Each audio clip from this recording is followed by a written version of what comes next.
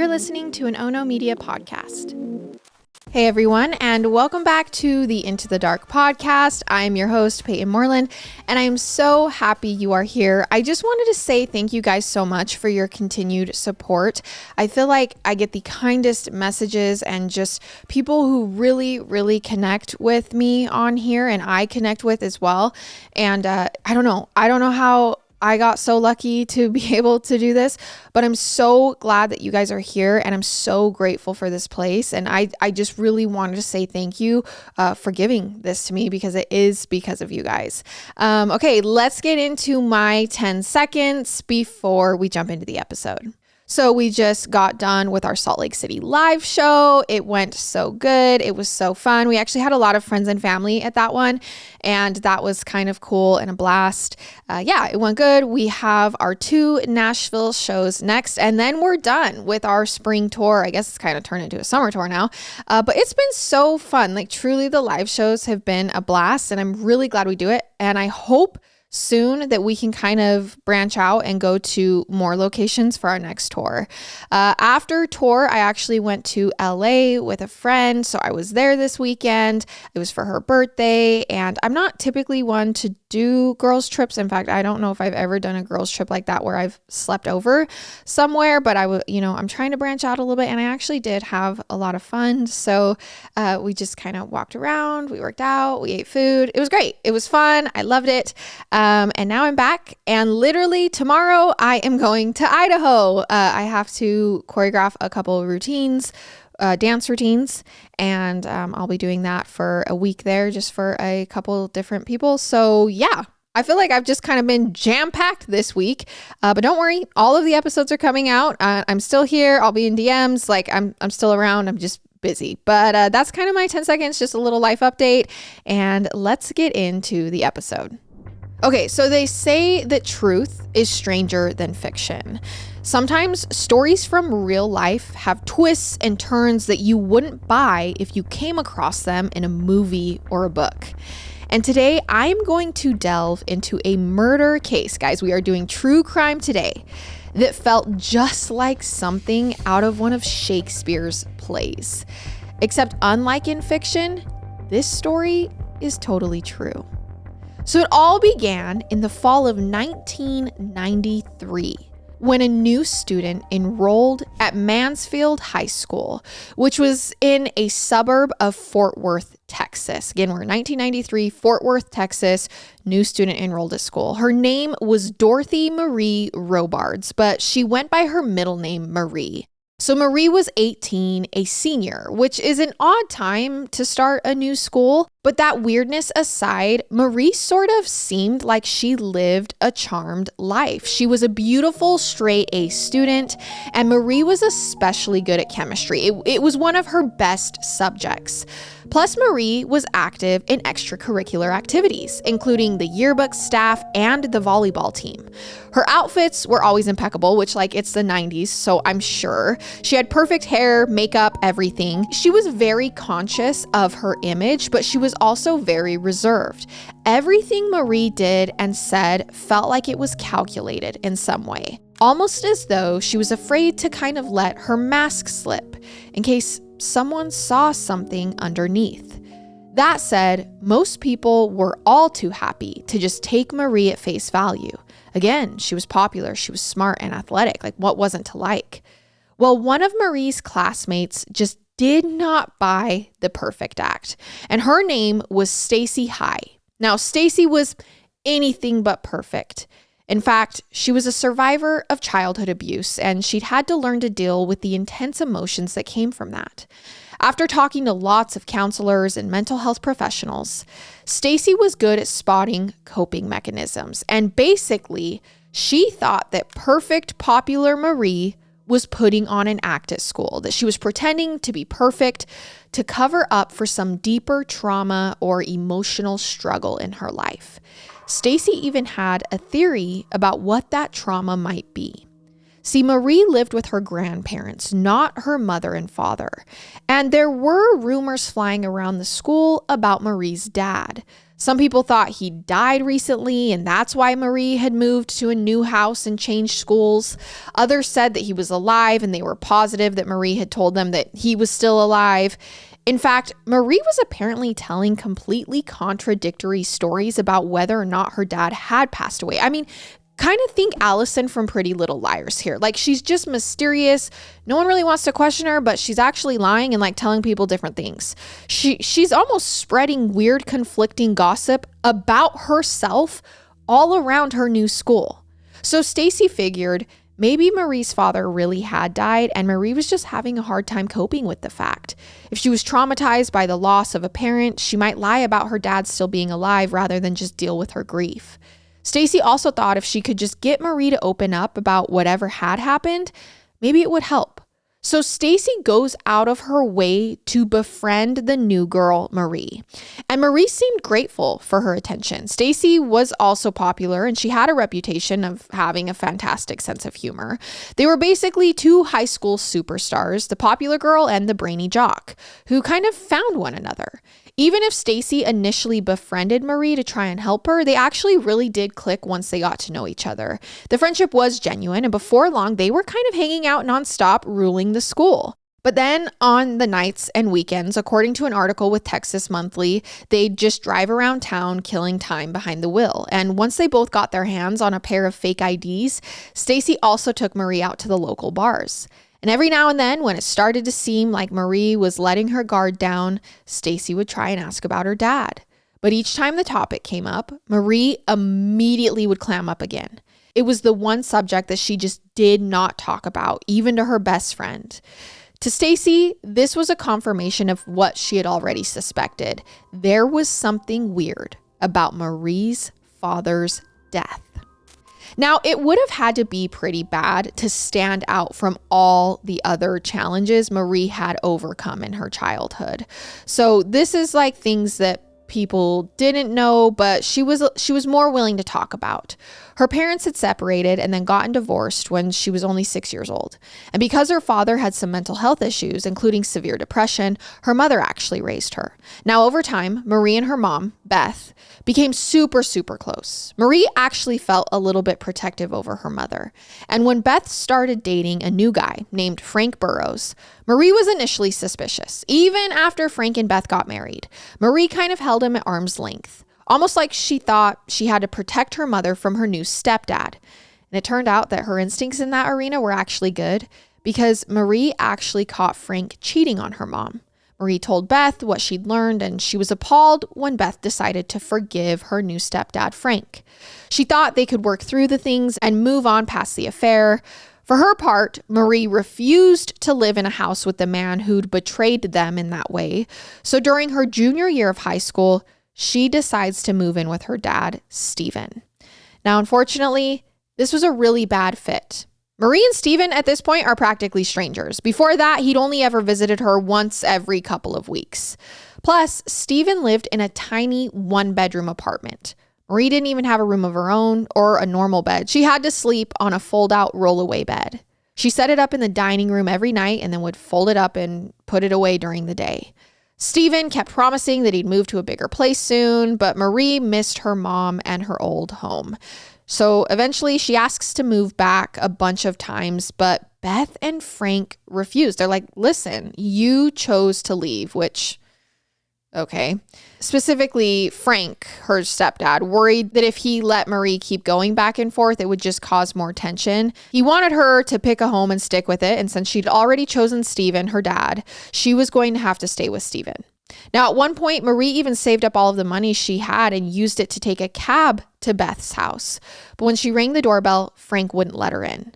Now, once it was clear that Marie wasn't going to be able to move out, she tried to make the most of her life with her dad in Fort Worth, Texas. She focused on her schoolwork, got good grades, seemed like things were maybe turning around for the better. That is, until Steven died of an apparent heart attack on February 18th, 1993. Now, again, Stacy didn't know much about the heart attack because Marie barely ever spoke about it. But Steven had died very young. He was only 38 years old. And before that point, he'd never had any serious problems with his heart, so the death was extremely shocking. Now, after he passed away, Marie did end up moving back in with her mom. I mean, it's not like she had a lot of other options, and I'm happy that her mom decided to take her back in. But life in her home was still incredibly tense. Even though her stepfather, Frank, had promised that the affair was over, Marie caught him cheating a second time, and her mother decided to take him back again. And that's when Marie was like, listen, I have had enough. So she moved in with Steven's parents. This is her grandparents who lived in Mansfield, and this is why she ends up going to the new school at the beginning of her senior year. And that catches you up to where we are. But now at least she has a new friend, Stacy. Now, when the girls weren't sneaking into bars or driving around town, they helped each other do homework and study. And in January of 1994, they were reading Hamlet together for a class assignment. Now, in case you're not up on your Shakespeare, Hamlet is the story of a man named Hamlet, go figure, and Hamlet's father is dead, and Hamlet thinks his uncle, Claudius, murdered him. So he sets a trap to trick Claudius into confessing to his father's murder. He writes a play that features a scene where a character is murdered, and it's the same way that his father was killed. And when Claudius goes to watch the play, he obviously gets really upset during this scene, and he storms out of the theater. And that confirms for Hamlet that his suspicions are right. Because, he figures Claudius wouldn't be so bothered if his conscience wasn't getting to him. And there's a scene later on where Claudius gives speech all about redemption and how impossible it feels for him. The murder is weighing heavily on his soul, and he doesn't know if it will ever be possible for him to be a good person again. And when she reads the play, Stacy was so moved by Claudius's words that she had to read them out loud to Marie. And once she finished, Marie's face had turned totally ghostly white. Her hands were shaking, and that's when Marie asked, "Do you think people can go through life without a conscience?" Now, Stacy didn't understand why her best friend Marie would ask this. Neither of the girls had ever gotten into serious trouble, and she definitely didn't think either one of them was missing a conscience. So she tried to think of the worst possible thing Marie could have done. Like, why did Marie react this way? She guessed that maybe Marie had damaged her grandparents' property, or she might have been pregnant. Marie brushed off both of those guesses, but still didn't explain whatever it was she felt so guilty about. As a joke, Stacy said, "Why? Did you kill somebody?" And that was when her best friend Marie burst into tears. So she began shaking even harder than before while trying to breathe through her intense sobs. It was hard for her to even get any words out. But eventually, Marie managed to explain to Stacy that she'd actually killed her father about a year ago.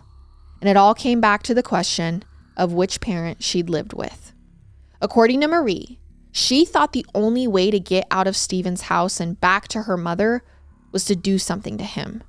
If she could create a situation where it was impossible for him to take care of her, Frank and her mother would have to let her come home, right? So for a while, she toyed around with the idea of burning down the apartment complex they lived in. She'd wait until Steven wasn't there, of course, and she didn't really want to hurt him, but ultimately, Marie decided against that plan. And I'm not sure why, but maybe she realized that there were lots of other people living in the building and she had no way of ensuring that they could escape the fire. So she came up with a new plot while she was working in a chemistry lab one day at school.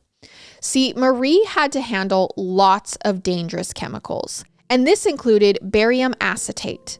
Now, barium acetate looks like a white powder, and it's extremely dangerous. If you swallow it, the chemical can cause an upset stomach or an irregular heartbeat. If the dose is high enough, it'll close your throat so you can't breathe. Like, it'll kill you. The good news is barium acetate isn't the sort of chemical you're likely to find just lying around the house. If Marie wasn't around it in the high school chemistry lab, she would have had a very hard time getting her hands on it. Now, one day when the teacher turned their back and wasn't watching, Marie poured a little bit of barium acetate into a paper towel, and then she took that towel home. She held onto it for about a week. Maybe she was working up the nerve to use it. She was just waiting for the right opportunity. But on the night of February 18th, 1993, her dad ordered Mexican takeout, and Marie knew that particular restaurant made really flavorful food. The spices would cover up the taste of the chemicals, so she slipped the poison into her dad's refried beans, and he ate them without noticing anything odd. And after dinner, he went to church, and when he came back, he was like, "I have a stomach ache." And from there, his symptoms got much worse very quickly. Once Steven began to vomit, Marie went to a neighbor's unit and knocked on the door. Now, this wasn't just any neighbor. It was actually Steven's new girlfriend, Sandra Hudgens, who lived in the same building. And that's who Marie went to for help. And as soon as Sandra opened the door, Marie said, "Hey, my dad is sick." And it's unclear if she was having second thoughts about drugging him or just genuinely trying to get help, or if she was trying to just, be an innocent bystander. That question would be hotly debated later on. But in the moment, Sandra didn't know what was wrong with Steven or how sick he was. So she headed over to his unit just to check on him. By this point, he was foaming at the mouth and struggling to swallow. He also said that he couldn't feel his arms or legs. So Sandra immediately called 911 while Marie stood in the doorway and watched all of this play out. She didn't say anything about how he'd gotten sick. She didn't try to help. Sandra just figured that Marie was in shock. She also thought that no teenager should have to watch her dad die. So she hugged Marie and pushed her head into her chest. That way, the teen couldn't see what was happening. The paramedics arrived quickly and they took Steven to the hospital, but they never figured out what was actually wrong with him or how to treat him. And he died that night. And the doctors ruled his cause of death a heart attack. Nobody even suspected that Marie had murdered Steven. And when she told Stacy about what she'd done, Stacy didn't know what to think. It was a lot to take in. But Marie made her swear not to say anything. And Stacy really wanted to be a loyal friend, so she promised to keep this secret.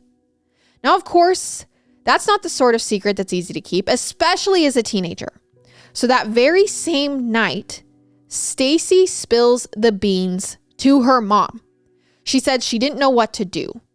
But Stacy's mom, Libby, did not believe the story. Now, to be clear, she thought Stacy was telling the truth and that Marie really had told her about poisoning her dad, but she also thought the whole narrative was kind of a bit over the top. It seemed more likely to her that Steven really had died of a heart attack and Marie was just acting out, looking for attention, like wanted attention. She was just saying this because she needed love. Maybe she blamed herself for her dad's death, which wasn't really her fault. She may have invented this story about barium acetate in the refried beans to help her make sense of her complicated feelings. But eventually, it sounds like even Libby started to wonder if there was more to this account. Like as time goes on, she starts to get curious. And so one night she calls a poison hotline. Her thinking was that if Marie had made the story up, the hotline could just point out any inconsistencies in it. But instead, Libby described all of Steven's symptoms, but framed it like, hey, could this really happen if someone swallowed barium acetate? And the operator said, yeah. Libby had described all of the symptoms of that poisoning perfectly. And they sounded pretty suspicious. And they asked Libby why she was asking this specific set of questions. I mean, if you call and ask that, the hotline's going to be like, why do you need to know this? And rather than answer, Libby just hung up the phone. Now, like her daughter, Libby was hesitant to tell anyone else what she knew, even the police. So even after that call to the poison hotline, she kept this a secret too. But by now, Stacy was kind of getting to be afraid of Marie. She thought her friend might do something to her if she told anyone else about what she'd done. I mean, the weight of this secret was killing her. After all, if this girl was willing to kill her own father, what would she do to someone who she just met this past fall? Stacy began having nightmares about Marie that were something like out of a horror movie. In them, Stacy would be running away from her best friend through a dark forest. But no matter how fast she sprinted, Marie was always right behind her, breathing in her ear. She also dreamed about Steven. Stacy had never met him and didn't know what he looked like, but in her dreams, she'd find his grave and hear him shouting her name from under the ground, like his restless spirit was begging her to solve his murder. So needless to say, the stress was getting to Stacy and she was not dealing with it well. She actually began drinking excessively and even spent some time at a mental health facility. She didn't know how to live her normal life, especially when she had to see Marie in school every day and knew what she'd done. Stacy even quit the yearbook staff just specifically to get away from Marie. And at one point, Stacy told Marie a little white lie. She said that the guilt of the secret had gotten to her and she confessed what she knew to a priest. Now, obviously, this wasn't true. We knew Stacy had only told her mom, but she told Marie it was a priest. I think she thought maybe this little fib would keep her safe. Now, Marie tells her, hey, it's fine that you told him. I understand. But still, this didn't make Stacy feel any more secure. She was terrified that Marie might try to silence her permanently. And she was also carrying the guilt of preventing Steven from getting justice. So every day that passed, Stacy was more and more freaked out. She was starting to crack under the pressure. Stacy had a few older friends, former classmates who had already graduated, and Stacy decides to tell them what she knew. Maybe she hoped that because they never met Marie, word wouldn't get back to her that she'd talked. Except Stacy's friends didn't believe her. The story just seemed too outlandish. They accused Stacy of making it up for attention. She talked to the school's guidance counselor all the time, and eventually she admitted what she knew, but she didn't name names. Basically, she told the counselor that a friend had killed someone, they got away with it, and she didn't know what to do. And after one of these conversations, Stacy decided she'd had enough. She was ready to just go to the police. And with the guidance counselor's help and support, she did exactly that. So she goes in and she tells the authorities everything. But even with this report, the investigators did not treat Marie's possible murderer like a priority. There were a couple of reasons for this. The first was that Steven Robards had received an autopsy after he passed away. And at the time, the medical examiner didn't see any indication that he was poisoned or that there was anything unusual about his death. And this whole story about a teenager killer who basically committed the perfect murder, it just seemed too dramatic and twisted. Their assumption was that Marie made the story up to seem edgy. This was the same thing that Stacy's mom, Libby, thought at first too, and what all of her friends had said. It actually made Stacy feel even worse that no one believed her, like she'd never escaped the hell she was living in. She focused on getting through her senior year and getting out of high school and away from Marie. But all the while, she still tried to act like a friend, going back and forth on what was the safest move. She even second-guessed her instincts at times, thinking, okay, no one else sees Marie as a killer. Why do I? The next fall, Marie and Stacy had both graduated and gone off to separate colleges. Stacy thought Marie was out of her life for good. Except that's when the investigators finally got around to following up on her report. First, they went to the chemistry lab at Marie's former high school in Fort Worth. That's the school that she attended while she was living with her dad, and where Marie claims she stole the poison in the first place. Now, I'm not sure what they expected to find at this point. It had been a year and a half since she claimed she had taken the chemical. But while the police were there, they saw a manual sitting on a shelf, and it had a list of the chemicals they used in the lab with descriptions of how to handle them safely. And when they turned to the page on barium acetate, it was missing. Someone had torn it out. So then they decided to test the blood and tissue samples that had been taken back during Steven Robards' autopsy. Now, luckily, it was standard process for the medical examiner to keep samples in storage for up to 5 years after a person's death, even in cases like Steven's, where nothing seemed suspicious at the time. Now, once the police collected Steven's blood, they tried to find a lab that could analyze it. Like I mentioned before, this is a pretty rare chemical. People don't get exposed to it very often, so it's not standard to test for its presence in a person's blood. Most coroners didn't even have the equipment they needed to detect it. It took these investigators 3 months just to find a facility that could check for this specific compound.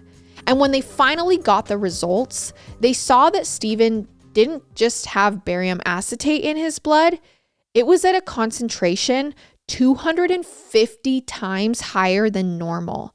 He definitely swallowed a fatal dose, and that's what had actually killed him, not a heart attack. Right after the police got these results, they arrested Marie and questioned her about her father's murder. And almost immediately, Marie confessed. It was like she was sick of carrying the weight of the secret. She wanted to finally come clean and tell the investigators what she'd done. Now, interestingly, the detectives still had a hard time buying her story. This was a kind of theme with Marie. She was so warm and sweet and good-natured. Nobody could believe she was a killer, even when she was admitting it herself. Did you know that this stuff is dangerous? Yes or no? Yes, sir. How did you know that? Because my chemistry teacher said. It wasn't that the detectives thought she was innocent. They just figured that she would have a good explanation that could justify the crime. They thought she would have a motive, a good motive. At least one police officer became convinced that Steven must have been abusing her. They thought Marie might have killed him in self-defense, but she insisted that wasn't the case. She says he was a good father and he never hurt her. It wasn't his fault. She just really wanted to go home to her mom. Marie almost had to work to convince the police that she was just as guilty as she said she was. But once she got them to believe her story, she typed up a written confession and turned it over. She was ready to face her fate. So her trial began in 1996. This was 3 years after Steven's death and 2 years after she'd confessed to Stacy. On the stand, Marie admitted that she did poison her dad, but she said that she'd killed him on accident. She'd only wanted to make him sick, and she had no idea that the barium acetate would actually be fatal. But the prosecution poked holes in her story. First, they said that her plan made no sense. If her motive was to go back to living with her mom, making her dad sick wouldn't accomplish that. I mean, eventually, after a few days or hours, he'd get back better and Marie would still be with him. Plus, if she really didn't want to kill her father, she could have said something when the paramedics arrived. Let them know that he'd eaten barium acetate so they could try to help him. The fact that she just stood there in silence suggested that she wanted him to die. At the very least, she didn't do anything to save him. They also didn't buy Marie's argument that she didn't realize that this was a deadly poison. She literally tore that page out of the chemistry lab's manual. It said exactly how toxic the chemical was. And even without that book, Marie was too good of a student not to realize what she was doing. Remember, chemistry was one of her best subjects. But the biggest challenge to Marie's testimony came from her former best friend, Stacy. She took the stand and said that Marie had told her the intention was always to kill her father. She knew exactly what barium acetate could do, and that's one of the reasons she picked it as her murder weapon. It was enough for Marie to be found guilty of murder, and on May 6, 1996, she was sentenced to 28 years in prison. And as surprising as it might sound, Marie didn't seem upset about the sentence. It really did sound like she felt guilty about the murder and wanted to pay her debt to society.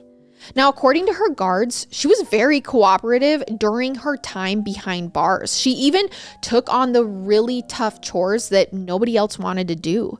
And she also wore these very thin paper gowns that were not warm, like even in the dead of winter, almost like she didn't believe she deserved something more comfortable. Now, during one phone call with her mom, Beth, Marie's mother asked her if she blamed Stacy for turning her in. And she said she didn't. She understood that Stacy did what she had to, and she said her friends shouldn't feel guilty about sharing her dark secret. Which does make it sound like maybe Stacy had Marie all wrong. She thought Marie was a monster who might try to harm her. But to all appearances, Marie was actually struggling with her guilt and maybe a little relieved that Stacy did the right thing. At the very least, it didn't sound like she was bearing a grudge. Now, just in case anyone has been doing any back of the napkin math here, yeah, Marie received a 28-year sentence almost exactly 28 years ago in 1996. But that doesn't mean she's going to be released soon because she was already let out all the way back in 2003. She was eligible for parole after only 7 years behind bars. And given that she really seemed remorseful and she'd been a model prisoner, the state agreed that she was ready to live her life as a free citizen. Marie was 25 years old and she'd served less than a decade for her murder conviction. Now, understandably, this decision was very controversial. On the one hand, her time behind bars was extremely short. Some people thought her apparent guilty conscience was all an act, that she never wanted to get caught and only pretended to be cooperative to get out of prison as fast as possible. After all, if she really thought she deserved punishment, why did she lie about what she'd done for years? Why not just plead guilty? On the other hand, it really did seem like Marie never wanted to hurt anyone else again, and she didn't appear to pose a threat to society. It's hard to say what became of her after she got free. Marie changed her name, she stayed out of the public eye, so it's anyone's guess if she'd really learned her lesson and grown, or if she was an extremely successful manipulator, someone who pulled off the perfect murder and almost got away with it, and then barely had to spend any time in prison. Now, really, this whole story sounds like something out of Shakespeare, not only because Marie was inspired to confess by a play in which a killer gives away his guilt while watching another play about a murder, but also because the true story has betrayals, secrets, a dramatic confession, a conclusion that leaves you weighing really hefty questions. And I think it's notable that a lot of Shakespeare plays were focused on the question of whether it's ever even possible to be redeemed. Unfortunately, Hamlet, the play that inspired Marie to come forward to Stacy, was a tragedy. Things didn't work out for the characters and nobody got redemption at the end. But maybe real life has been a bit kinder to Marie. Maybe she really did seize her second chance to do better. I guess we'll never know. And that is our case for this week. You guys, I will see you next time as we go further into the dark. Goodbye.